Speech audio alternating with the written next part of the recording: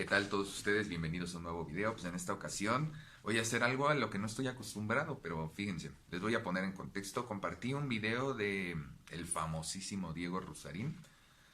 Yo no tengo nada en contra de él como persona, voy a atacar sus argumentos, pero compartí este video que les voy a estar presentando pequeños fragmentos, lo compartí en mis redes sociales y les hice el comentario pues a algunos amigos, porque veo que, fíjense, yo como lo veo es que hay vamos a decir que es como por niveles, ¿no?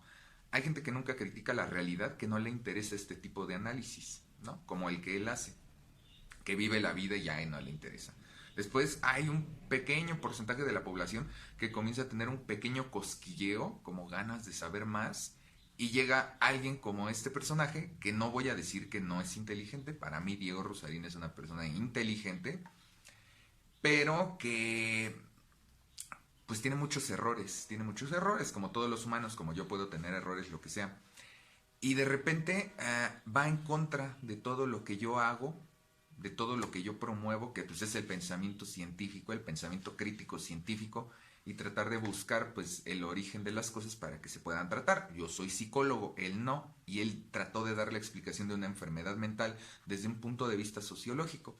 Entonces pues lo compartí con mis amigos y les dije, es que la gente que no sabe de salud mental no tiene por qué dar explicaciones sobre salud mental, lo cual no siempre es cierto. Digo, a final de cuentas, si tienen algo que aportar, creo que siempre es valioso. Pero me dijeron, ¿por qué no haces un video tú? Bienvenidos a ese video. Y pues vamos a comenzar, vamos a analizar los argumentos en los que yo creo que él esté equivocado.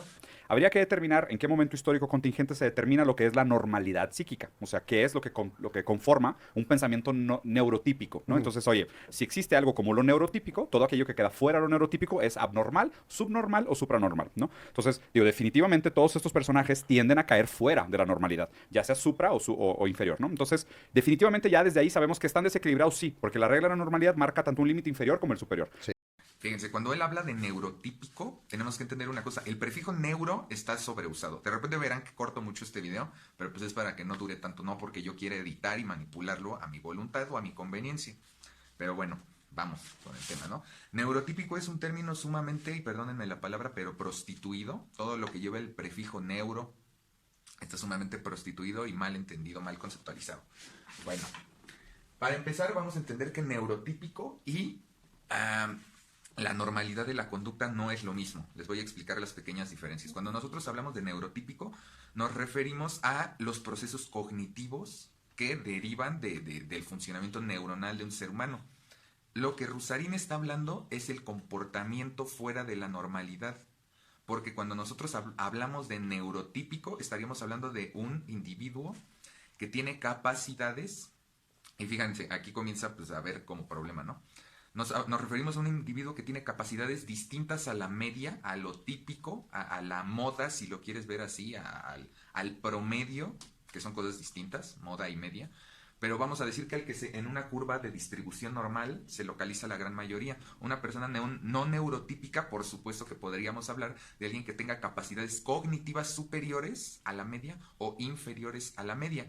Pero, ¿qué son las capacidades cognitivas? Las capacidades cognitivas no es la conducta. Capacidades cognitivas estamos hablando que son muy específicas. Estamos hablando de memoria, atención. Vamos a decir que los procesos cognitivos más básicos que tienen que ver pues con nuestra interacción con el mundo que nos rodea, ¿no? Incluso podremos mencionar pues la memoria y la evocación de recuerdos como un proceso cognitivo, pero esos son los principales. De ahí en fuera la conducta visible y la conducta no visible, que pues puede ser la parte del pensamiento, pero el procesamiento cognitivo es otra cosa distinta. Vamos a decir que es como el software y pues como ya los resultados que te arroja el software, eso ya sería como la conducta, con la salida de información, cómo interactúas tú con el mundo. Entonces, el término neurotípico al que él hace referencia está equivocado. Para empezar, punto número 2, ¿qué es la normalidad de la conducta? Yo creo que a lo que él se refiere es a las personas que funcionan fuera de la normalidad. Muchas veces se nos critica a los psicólogos de que todo lo decimos como si fuera patológico. Aquí les voy a hacer una breve explicación. Ya les haré un video después sobre diagnóstico. Pero no. ¿Qué es una enfermedad mental? La enfermedad mental es cuando te sales de la normalidad pero te vuelves disfuncional. De hecho, esa es la tendencia actual, a ser más allá de un simple diagnóstico apegado pues, a los manuales psiquiátricos, a lo que sería el DSM o al CIE.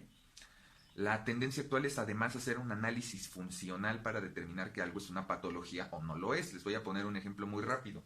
La gran mayoría de las personas duerme unas entre 6 y 8 horas. Entonces, en una curva de distribución normal, supongamos que aquí están todos nuestros datos estadísticos que recopilamos de toda la población. Vamos a suponer que hacemos una muestra de 2,000 personas de aquí, la ciudad donde vivo. La gran mayoría duerme entre 6 y 8 horas. Eso significa que las personas que duermen 4 horas tienen un insomnio patológico y deberíamos tratarlas como enfermos mentales. O los que duermen 10 horas deberíamos tratarlos como enfermos mentales. La respuesta, pues podría ser engañosa, podríamos decir que sí, pero en realidad tendríamos que hacer un análisis funcional para determinar si ese problema, si al dormir quizás 8, 9 horas, la persona ya está siendo disfuncional.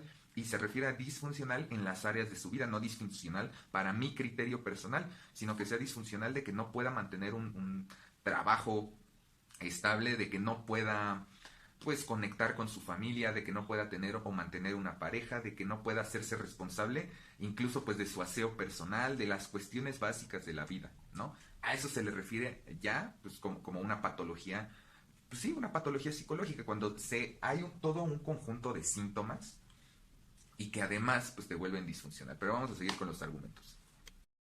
El siguiente argumento que él emplea es el sesgo de confirmación, que él dice que nosotros cuando vemos al más lo vemos como el mejor y cuando vemos al menos lo vemos como, vamos a decir, como lo no deseable, lo despreciable. Pues no siempre es así, ¿no? No siempre es así. Incluso volvemos con el ejemplo que yo les pongo de la conducta. Todos los seres humanos tenemos una agresión media y en eso soy experto en el tema de agresividad y violencia. Entonces a mí no me pueden venir a cuentear. ¿No? Pero la gran mayoría de las personas estamos en la media. De nuevo, me voy a este ejemplo de la media. Todas las personas interactuamos con nuestro entorno de una manera más o menos con cierto nivel de agresividad. ¿Por qué? Porque si nos pasamos de agresividad, como en un trastorno explosivo intermitente, o en el caso del uso, o en el caso del uso o en el caso del uso operante de la violencia, estaríamos del lado del espectro de este lado, del más, ¿no? Y eso lo consideraríamos más negativo todavía que estar en el espectro inferior de lo que es la agresividad y la violencia. La gente a la que le puedes escupir en la cara y ni siquiera te va a reclamar, vamos a decir que los dejados, ¿no? Entonces, no siempre es así. Ahí también está mintiendo. No todos tenemos ese sesgo no todos tenemos ese sesgo de confirmación y ni siquiera creo que entienda bien el concepto de sesgo de confirmación. Un sesgo de confirmación es cuando tú tienes una idea similar o vamos a decir que abstrae ciertos componentes, ciertas partes esenciales de un concepto y cuando ves algo similar que te da las señales parecidas, pues haces esto, ¿no? Dices, ok, esto es esto que yo ya sabía desde antes. Es un poquito difícil de explicar, pero no funciona el sesgo de confirmación como él lo está comentando. Vamos con el siguiente error. En el atentado. El mismo güey que mata a los papás de Batman, pues es alguien normal. Es una ¿no? víctima del sistema. Ajá, sí. Entonces digo, hay un análisis que me gusta mucho, no sé si leyeron ese, donde Batman ya metió al asilo de Arkham a todos sus enemigos. Entonces le dicen, oye, güey, pues el único loco, güey, que brinca por los techos por la noche rompiéndole el hocico a la raza disfrazado de animales, pues eres tú, güey. O sea, tú eres el último loco que queda en Ciudad Gótica. Te toca venir al asilo. Y Batman dice, pues sí, tienes razón. Yo también estoy desviado. Yo estaba dentro del asilo, se analiza todos los personajes del universo de Batman de una manera muy interesante, como haciéndoles un perfil psicológico, ¿no? De que pues, el obsesivo compulsivo de Riddler, que no podía tomar decisiones solas de los caras. A dos caras, por ejemplo, le cambian la moneda por un deck de cartas. Entonces le enseñan la vida no es tan bipolar como sino que el deck de cartas te presenta diferentes posibilidades. Bueno. Este error me encanta. Cuando alguien se saca de la manga y dice que alguien es víctima del sistema. No es así. Hay que entender una cosa. Y este es un concepto erróneo desde su concepción, ¿no? ¿Qué es un sistema? Este me encanta. Un sistema no necesariamente te tiene ahí a la fuerza. Esto es un error típico. Y fíjense lo incongruente que es, que al final ellos hablan de que debió de ir a terapia, pero no hay nada más individualista en la vida que ir a terapia, y al final se los voy a explicar, ¿no? ¿Por qué? Porque cuando tú dices que alguien es víctima del sistema, implica que tú asegures que esa persona no tiene otra alternativa. En inglés tenemos dos conceptos distintos para la palabra libertad, que nosotros en español tenemos solo libertad. En inglés tenemos freedom y tenemos liberty. Ajá. A lo que se refieren estos dos conceptos distintos, a que uno es la libertad de acción, la libertad de actuar, que obviamente esta se ve coartada pues por el medio ambiente y por la delimitación que tienes con el derecho propio de los demás, ¿no? O sea, vamos a decir, esta forma reduccionista de verlo, ¿no? Pero mi derecho termina donde empieza el derecho de otra persona. Entonces vamos a decir que esa libertad física de actuar, pues se ve, tiene que haber una media, ¿no? Hay cosas que yo no puedo hacer. Sin embargo, hay una libertad de pensamiento también, y nadie puede controlar mis pensamientos, ¿sí? Nadie lo puede hacer hasta la fecha, no sé después. Digo, si seguimos promoviendo estas ideas, ser un sistema perfecto y de que todo va a ser mejor y de que hay que meterle chip a todas las personas para que todos seamos amigos, puede que llegue el día en donde pues, el control mental llegue al punto en donde ya no tengamos libertad de pensamiento. Pero hasta la fecha todos tenemos libertad de pensar en lo que queremos, ¿no? Entonces, cuando tú dices que alguien es víctima del sistema, estás negando que la persona aún tiene la posibilidad, para empezar, de actuar o de hacer un cambio. En segundo lugar, estás negando la posibilidad de que esa persona en algún punto tiene la libertad de decidir si hace algo o no lo hace. Cuando tú estás hablando de víctima del sistema, es que esto es algo que da para todo un video completo y ya se los haré después. Pero no existen las víctimas del sistema, porque mientras una sola persona pueda demostrar que no se es completamente víctima del sistema, significa que los demás tampoco, porque no somos animales en granjas.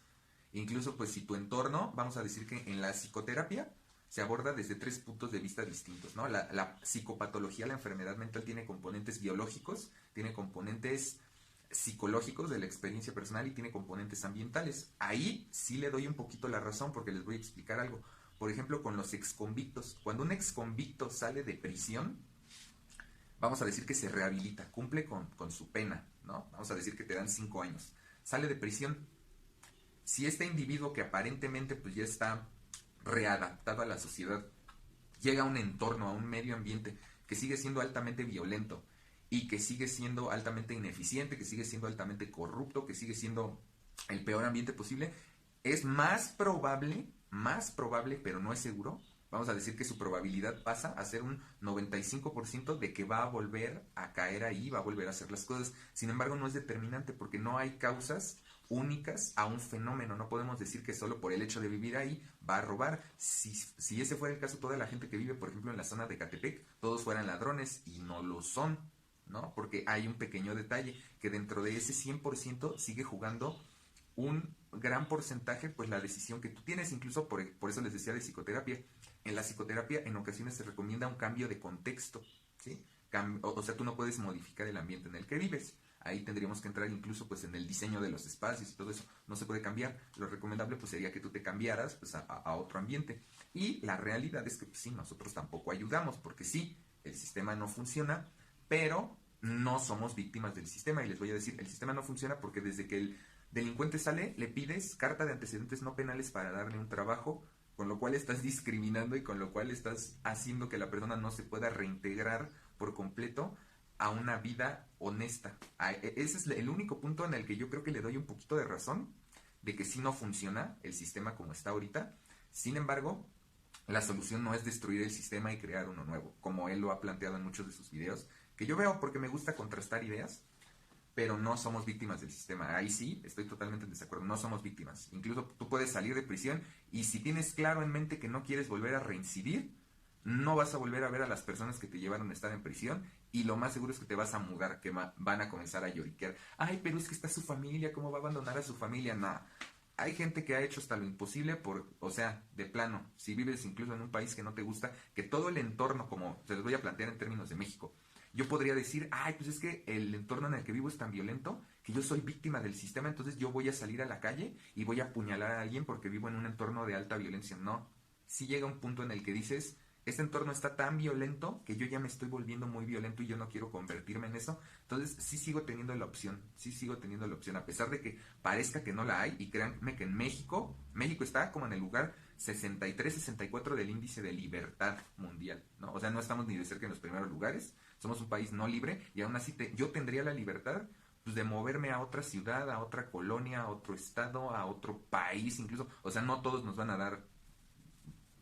dar asilo, pero sí, o sea, si yo de verdad no quisiera ser parte de esto, sí tendría la opción de encontrar la manera. Incluso tienes maneras, vamos a decir que psicológicas, de blindarte, y no porque todo sea parte del sistema y lo que quieras. Si lo quieres rebuscar así, le vas a encontrar, pero incluso hay gente que se acerca al lado religioso, vamos a decirlo, y de esa manera se blinda para, a pesar de vivir en un lugar altamente violento, no volverse una persona violenta. porque tiene su propio código de conducta mental. Mesiánico de sentirse especial en su desviación para corregir las otras desviaciones, no entendiendo que justo él es la fuerza que conforma y de alguna manera invoca a los otros desviados. Batman es fundamentalmente un desviado tan o peor que el Guasón. No, o sea, porque de otra manera las razones para que Batman se comportara de esa manera pues, serían que quiere reprimir gente, ¿no? O sea, si realmente no está desequilibrado, pues quiere decir que tiene una razón sensata para hacer lo que hace, ¿no? Sí. Y siendo el millonario más millonario de Ciudad Gótica, pues su razón solo podría ser que le quiere partir la madre a gente en la calle, ¿no? Claro. Vamos con el tema de lo que es una comorbilidad y un diagnóstico psicológico. Cuando ellos comienzan a hablar sobre Batman y todo este tipo de cosas, y que todos los que están ahí pues tienen un problema psicológico, lo que sea, me están dando la razón. Les voy a explicar por qué. El diagnóstico psicológico es de las cosas más individualistas junto con la psicoterapia. No tiene nada que ver con políticas sociales. ¿Por qué? Porque un problema psicológico es aparte del sistema en el que vivas. El problema de Batman es que también existe siempre y cuando Ciudad Gótica sea un cagadero. Sí. Entonces, Tal vez si pagar impuestos, no habría necesidad de Batman, güey. ajá, O es sea, probable. buen pedo. Seguramente tiene muy buenas políticas de evasión fiscal. Seguramente, güey. Empresas Wayne. Y qué coincidencia, Cobren ¿no? pasivo. De la organización social en la que vivas. Ya hablaremos de eso un poquito más adelante. Pero hay algo que pasan por alto, que el diagnóstico psicológico no funciona como ellos creen. Tú no puedes diagnosticar. Les voy a poner el ejemplo en temas médicos y ahorita nos vamos al tema psicológico. Pero es como si yo les dijera, ¿sabes qué? Tienes tos, tienes catarro, eso significa que tienes gripa. No funciona así. Hay que hacer un diagnóstico diferencial y además de eso, puede que sí, puede que tengo gripa, pero además puede que venga de una infección estomacal mi síntoma y además puede que esa infección estomacal venga de que tengo un problema gástrico y además ese problema gástrico puede venir de que yo tengo, pues, no sé, diabetes, etcétera, etcétera, lo que tú quieras, ¿no? Hay algo que la gente no entiende, que el diagnóstico psicológico no es tan preciso, ¿sí? El diagnóstico psicológico tiene una función que es más bien la de comunicar el problema para de ahí partir a una pauta de tratamiento clínico. En otras palabras, el diagnóstico no me sirve para decir, tiene depresión y ya, ¿no? Sino, tiene depresión, entonces yo conozco cuáles son los síntomas de depresión, entonces yo me armo un checklist y digo, sí, tiene estos síntomas. Ahora, hay algo que hay que dejar bien claro, para yo hacer un diagnóstico, por ejemplo, de depresión, no tiene que cumplir todos y cada uno de los síntomas, basta con que cumpla algunos de ellos de manera altamente significativa. Ajá. Y esto no quiere decir que o tiene depresión, o tiene ansiedad, o tiene, no sé, algún tema de paranoia, sino que por eso se dice que hay comorbilidad, porque puede que una misma persona tenga un problema de depresión, pero tenga síntomas psicóticos y además haya comorbilidad con ansiedad, por ejemplo, y que empeore y haya, de nuevo, esta comorbilidad. Comorbilidad significa que varias enfermedades coexisten. Ajá. Puede que haya un abuso de sustancias y puede que haya otra cosa. En el caso de Joker, les voy a hacer una segunda parte, yo creo, porque me voy a extender mucho. En el caso de Joker, lo que pasa es que hay una comorbilidad, lo mismo que en el caso de Bruce Wayne. Entonces no los puedes encasillar en un diagnóstico específico. Ajá. O sea, sí te puedes guiar, sí hay pautas clínicas que pues indican que uno puede ser más o menos de esta u otra manera. Pero en el caso particular de Joker, si tú lo quieres diagnosticar, primero tendrías que aceptar que es un problema individual psicológico de Joker, que no es un problema del sistema. En segundo lugar, si tú lo diagnosticas y admites que hay comorbilidad entre síntomas, tendrías que aceptar la causa biológica. Y yo les estoy hablando únicamente del Joker de la última película. No les voy a hablar de los cómics, porque honestamente yo no leo cómics y no me interesa. Pero les estoy hablando de problemáticas reales porque ellos lo hacen así. Ellos hablan de problemáticas reales a partir de un cómic, por eso yo... Pero sí me estoy yendo a este nivel para que ustedes lo puedan entender con un concepto pues, más sencillo de digerir. Entonces, si yo acepto que hay comorbilidad en Joker, tengo que aceptar que también el hecho de que lo hayan golpeado en la cabeza y lo hayan dejado atado a un radiador puede ser también la causa de su problema. También tendría yo que aceptar la responsabilidad de su madre y de los abusos que él sufrió por parte de su padrastro. También yo tendría que aceptar que en el caso particular de Joker fue un fenómeno multifactorial que llevó a ese individuo en ese momento y que aún así tuvo la posibilidad de tomar una decisión porque totalmente víctima no fue. Tan es así que por eso él sigue yendo a su terapia, que en esa época no era terapia, sino que era apoyo de trabajo social. Él seguía yendo voluntariamente buscando ayuda. Que no hayan podido dársela es una cosa distinta. ¿Que es culpa del sistema? No es culpa del sistema. Tomó sus decisiones, las circunstancias no fueron las adecuadas, había comorbilidad, había un montón de cosas y bueno, se dio el resultado. Azares del destino, si le quieres decir así, pero no es mi culpa del sistema y tampoco es culpa por completo de Joker. Pero si nos ponemos a repartir culpas y a decir nada, que no sé qué, entonces no serviría de nada hacer un diagnóstico, porque entonces nadie lo podría ayudar, porque si es víctima del sistema, ni siquiera con psicoterapia lo podrías ayudar, porque el sistema también está mal, y como el sistema está mal, también la psicoterapia está mal. Ya ven cuál es el peligro de hacer estas aseveraciones, que no tienen ningún sentido. No lo tienen. ¿no? Ajá, Como sí, un sí, sí, pasivo. O sea, vato, o sea, es como que, o sea, él mismo es síntoma y causa de su propia existencia. ¿Sí? O sea, ¿qué pasa si de repente Batman sí acaba con el crimen? Pues, es que imagínate que dijera, ¿sabes qué? Voy a transformar toda mi institución en una institución de filantropía y en lugar de gastar millones en R&D para desarrollar, güey, carros que vuelan y se hacen invisibles, voy a invertir en educación, bienes básicos. Es que, vato, o sea, inclusive a lo mejor, o sea, muchos de sus villanos que son consecuencias de problemas estructurales sociales no existirían. Sí, O sea, no claro. hay necesidad de un Batman si él cumpliera su deber fiscal, güey. O sea, suena horrible, pero en Chile se me hace que, o sea, Y hay algo de lo que a mí no me gustaría hablar, pero pues voy a tener que abordarlo, ¿no?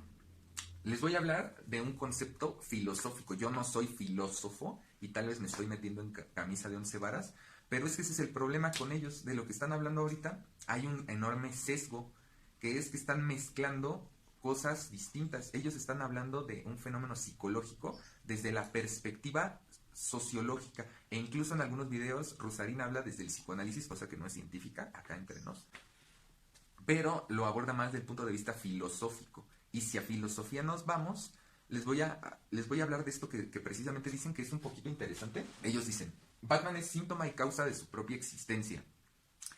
Hace 5 minutos ellos le estaban echando la culpa al sistema y ahora le están echando la culpa a él mismo. Es interesante al respecto. Pero fíjense, ellos hablan de ir a terapia, ellos hablan de pagar impuestos para formar un sistema ideal en el que todo funcione, ¿no? Hablan de ir a terapia. Ir a terapia es lo más individualista que hay en la vida, déjenme se los digo. ¿Por qué?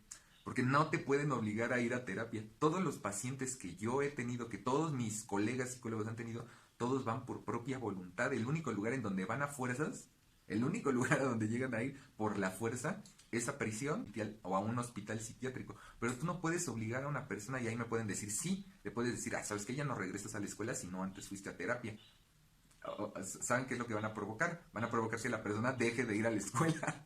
O sea, no puedes obligar a las personas a ir a psicoterapia. Es un proceso personal, es un proceso individual que requiere de la misma voluntad del individuo, porque desgraciadamente no lo puedes vigilar. En psicoterapia se trabajan cosas y se discuten cosas, se hablan de cosas, pero al final de cuentas el paciente es el que toma la decisión de si lo voy a hacer o no lo voy a hacer. Les pongo un ejemplo rápido. Para tratar, por ejemplo, problemas de insomnio, pues tú puedes abordar como terapeuta un programa de higiene del sueño con el paciente. Le puedes decir, sabes que a partir de las 10 de la noche ya no utilices el celular. Y la persona sí tiene la voluntad de decir, a mí me vale, voy a seguir usando mi celular. Y obviamente no va a cambiar su insomnio. Entonces, aquí se vuelve un problema, porque tú estás asegurando que si la persona hubiera ido a terapia, como en el caso de Bruce Wayne, hubiera resuelto sus cosas. No es cierto. De todos modos no lo hubiera hecho.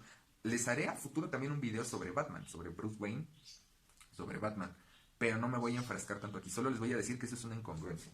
Y esto va en contra de una idea que plantea Hayek, y ahorita que dije Hayek van a saltar las alarmas. ¡Ay, típico fachito! Que no sé qué. Me van a comenzar a decir cosas si alguien llega a ver este video alguna vez. Pero la idea del individualismo de Hayek plantea lo siguiente. Toda conducta del ser humano tiene consecuencias involuntarias. Esa es una realidad, un planteamiento que Hayek hizo, que no se puede negar y sí se puede comprobar. Esa yo creo que es una de las frases más comprobables que pueden existir en la historia de la humanidad. ¿Por qué? Porque a lo mejor yo salgo y conduzco mi auto. Yo salgo con la intención de manejar mi vehículo, llegar de un punto A a un punto B. Sin embargo, puede que las circunstancias, sin que yo las haya planeado así, yo arrolle a alguien, sin querer, por mero accidente. Puede que se den las circunstancias, que la banqueta esté mal, se haya tropezado, pasó en el momento equivocado, cuando era la circunstancia equivocada. En ese momento yo me distraje un poquito y arrollé a la persona sin querer. No todas las acciones humanas están exentas de tener un efecto involuntario sobre la realidad. Eso es algo que hay que entender. Que tú puedes tener la mejor de las intenciones y aún así vas a tener efectos colaterales no deseados. Entonces, a pesar de que Bruce Wayne, fíjense, es lo que ellos plantean, que Bruce Wayne es consciente y por ende es consciente de haberse dado alcance a él mismo, como en esta especie de loop. No es así. No es así, sino que de todos modos cualquier otra decisión que él hubiera tomado hubiera llevado a otra circunstancia no esperada o no deseada. Si no hubiera sido Bruce Wayne, quizás hubiera sido otra persona. A lo mejor Robin, no sé mucho de cómics, ¿no? A lo mejor si no hubiera sido Joker, hubiera sido otro, ¿no? Entonces hay que entender una cosa. Cuando nosotros culpamos a la sociedad, terminamos por no culpar a nadie.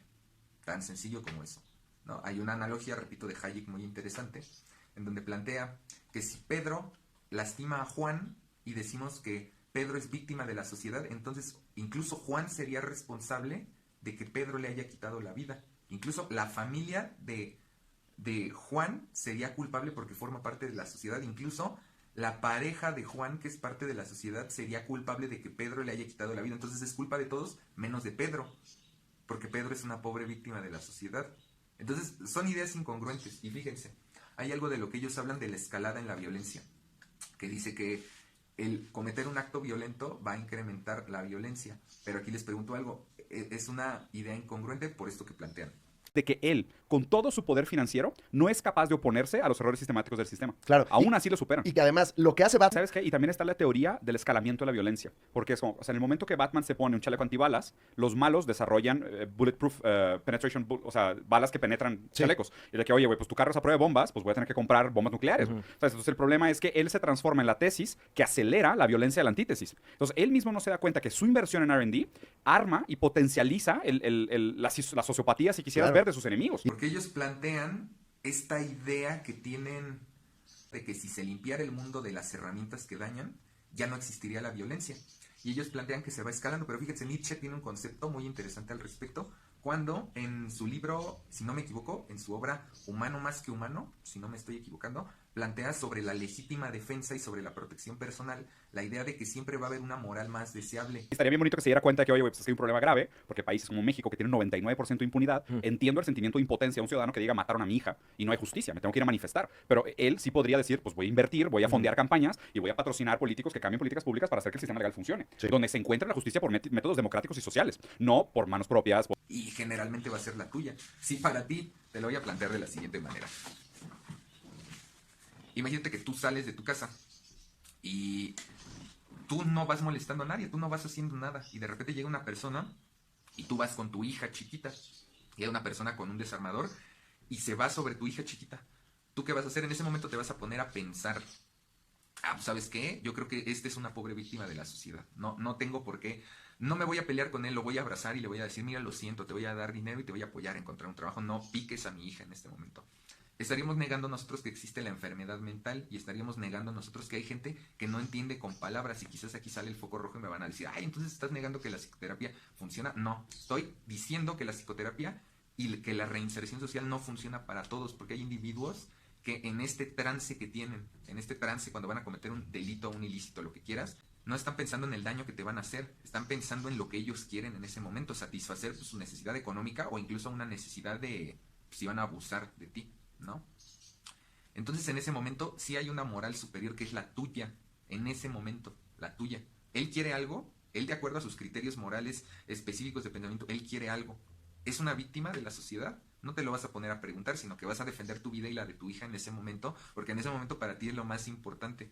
Entonces, fíjense, nosotros, si decimos que todas las morales son igual de deseables, caeríamos en el peligroso hecho de perdonar las peores atrocidades que se hayan cometido en la historia de la humanidad. Podríamos incluso justificar eventos donde millones de personas han perdido la vida porque nos pondríamos en los zapatos de la pobre víctima, ¿no? Sería, o sea, no se puede justificar ese tipo de acciones. Y por último, si nosotros vamos con esta perspectiva, entonces desarmemos a todo el mundo para que la violencia no se incremente. Se los voy a resumir muy sencillo. Esta misma idea, este mismo pensamiento de que controlando el ambiente puedes controlar 100% la conducta de las personas, no funciona así. De hecho, este planteamiento que hacen ellos de si pagas impuestos, entonces todo funciona mágicamente y todo es arcoíris y todos nos tomamos de las manos y cantamos Kumbaya, Señor, Kumbaya, aleluya, y ya todos vamos a ser felices nada más porque yo pago mis impuestos y todo se hace una estructura. Y fíjense lo incongruente que es, que dentro de pagar impuestos implica que haya programas para dar psicoterapia, pero no puedes obligar a las personas a que vayan a psicoterapia. Entonces sigue sin ser cumplible esa meta que ellos se plantean de un funcionamiento de un sistema ideal, que a final de cuentas es utópico porque nunca va a existir. Hay que entender eso. Eso nunca va a existir. Te puedes esforzar en conseguirlo si quieres, como lo han hecho muchos países, muchas naciones, que han terminado muy mal, por cierto, pero eso no va a existir. En la Unión de Repúblicas Socialistas Soviéticas, en la URSS, en la Unión Soviética, se lo plantearon ya y ya vimos que no funcionó. ¿Por qué? Porque cuando ellos se lo plantearon dijeron, si todo se controla, si todos tenemos los mismos recursos, si todos nos vestimos igual, si todos tenemos oportunidad al trabajo, no va a haber gente que cometa actos terribles. ¿Y qué creen que les falló? ¿Por qué? Porque surgió Andrei Chikatilo. Surgió Andrei Chikatilo. Si no saben quién es, busquen quién es Andrei Chikatilo. Y no utilizaba herramientas muy sofisticadas. Él empleaba un cuchillo para realizar las cosas que él realizó. Pudo ser prolífico en esta acción que él realizaba, ¿no? De lastimar a otras personas. Porque no depende de los medios, depende de la intencionalidad de una persona. Y por mucho que tú controles un sistema, no puedes cambiar a absolutamente a todos los individuos. No puedes crear un sistema, un entorno tan amigable, porque repito, es utópico, porque no te puedes meter adentro de su cabeza como si le implantaras un chip y decir, ¿sabes qué? Ahora todos vamos a ser amorosos. No lo puedes hacer. Siempre, siempre, siempre va a haber una persona que nos demuestre que la enfermedad mental existe y que no importa cuánto quieras controlar, la persona va a encontrar el medio. Si esto no fuera así, le puedes echar la culpa. No, por ejemplo, la gente que le echa la culpa a los tiroteos en Estados Unidos, que dice, es que si no existieran esos artefactos, eso no pasaría. Han habido atentados en otras partes del mundo. En Gran Bretaña es sumamente complicado tener una de estas herramientas legalmente. ¿Y qué ha pasado? Han habido atentados, por ejemplo el que hubo hace un par de años, en donde con un coche se subió a la banqueta y atropelló a varias personas. En Alemania, que también es un poquito complicado conseguir estas cosas, más no en Suiza, ahorita vamos con el punto de Suiza, pero en Alemania, que tampoco puedes portar libremente estas cosas, tiene como 1 o 2 semanas que un sujeto con un cuchillo salió a la calle, comenzó con varias personas. Lo mismo en China tú no puedes tener una herramienta de protección personal como estas, no puedo decir cómo se llaman por temas de YouTube, pero no puedes conseguir una por tu cuenta, porque para empezar en China ni tienes derechos, y aún así han habido atentados, han habido personas que con un cuchillo, con un machete, con ese tipo de cosas, salen y a todo el que pasa, logran hacer el máximo daño posible y ya, ¿no? Y tenemos lugares en Suiza, por ejemplo, que tienen un ambiente altamente permisivo con el tema de las herramientas de protección, tan es así que es uno de los países más armados junto con Finlandia, y no pasa eso. Hay muchas variables en juego, no puedes decir que si pagas impuestos ya no va a pasar nada, ¿no? Que si quitas los medios para cometer estos actos ya no va a pasar nada, que si dejan de existir los chalecos antibalas, los delincuentes van a decir, bueno, ya no necesito lo que él está diciendo es un piercing ammunition, que por ejemplo puede ser la munición 5.7, que está diseñada para penetrar en chalecos, que es de uso exclusivo de las Fuerzas Armadas, que se consigue por medio del mercado negro, etcétera, etcétera, etcétera. No es algo que se pueda utilizar legalmente, cabe aclarar, porque así es la gente que dice, entonces puedes ir y comprar. No es así. Se los voy a poner así. Esto es un pedal de guitarra. Pesa más o menos 600 gramos. Es de construcción metálica. Si yo estuviera enfermo, si yo fuera un enfermo mental, escuchen. Vivo en un entorno tranquilo, hay pajaritos, está bien, todo está bien, tengo ropa, desayuné, pago mis impuestos, hay programas sociales. Aquí donde vivo hay un programa que se llama Capacítate para el Empleo, en donde tú vas y pides un crédito, eso se paga con impuestos, obviamente. Tú vas, te dan una beca para que estudies, por ejemplo, fontanería, y una vez que termines tu curso de fontanería regresas, te dan 20,000 pesos hasta donde me quedé. Yo creo que ahorita dan un poquito más para que tú inicies tu taller. A pesar de que todo eso existe, si yo fuera un enfermo mental, con este pedal que pesa como 600 gramos, yo podría estrellárselo a alguien, salir a la calle y al primero que pase yo se lo podría estrellar en la cabeza y fracturarle el cráneo. Podría salir, primero que pase le doy en la cabeza y le fracturo el cráneo. No tiene nada que ver con los medios, tiene que ver con lo que está dentro de la cabeza de los individuos. Y a pesar de que soy psicólogo, finalizo con esto. Estoy perfectamente consciente de que nunca va a dejar de haber enfermos mentales, nunca. Por muchos programas, por mucha prevención, por mucho lo que tú quieras, nunca va a dejar de haber enfermos mentales, nunca. Nunca va a dejar de haber agresiones, nunca va a dejar de haber personas que cometan actos que a pesar de que su entorno indica todo lo contrario, siempre va a haber alguien que por alguna razón que no puedes controlar, lo va a hacer. Entonces hay que entender una cosa, no se puede controlar. Con los impuestos no va a dejar de haber enfermos mentales, con los programas sociales no va a dejar de haber enfermos mentales, con la atención psicológica, incluso si en mi cuadra yo no fuera el único psicólogo y hubiera 10, la persona no va a venir a los servicios de terapia. Cuídense, que estén bien, bye.